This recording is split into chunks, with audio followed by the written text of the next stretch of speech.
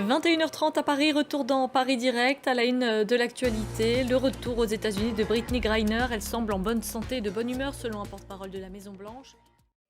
On ouvre donc ce journal avec le retour de Brittney Griner aux États-Unis. La basketteuse américaine a atterri ce vendredi à l'aéroport de San Antonio, au Texas. Elle a aussitôt été emmenée dans un hôpital pour des examens de santé. Pour l'instant, elle ne s'est pas exprimée publiquement, mais selon le porte-parole de la Maison-Blanche, elle serait en bonne santé et de bonne humeur.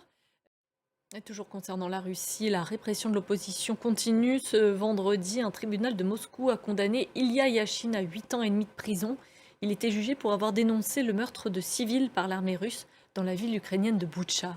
Nicolas Chamontin. En France, la Convention citoyenne sur la fin de vie s'est ouverte ce vendredi en présence de la Première ministre Elisabeth Borne. Elle a donné le coup d'envoi de 3 mois de débat.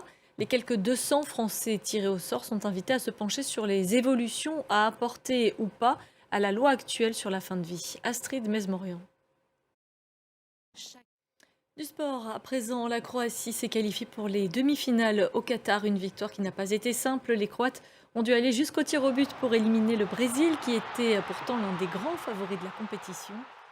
Voilà, le Brésil éliminé, la Croatie qualifiée. Elle affrontera en demi-finale le vainqueur du match qui se joue en ce moment même entre les Pays-Bas et l'Argentine de Lionel Messi. Les deux pays continuent de s'affronter. Il y a pour l'instant 2 buts à 0 en faveur de l'Argentine. Premier but de Molina, le deuxième de Messi. Restez avec nous dans un instant. Vous avez rendez-vous avec Fatima Taouane pour le journal de l'Afrique. Quant à moi, j'aurai le plaisir de vous retrouver demain.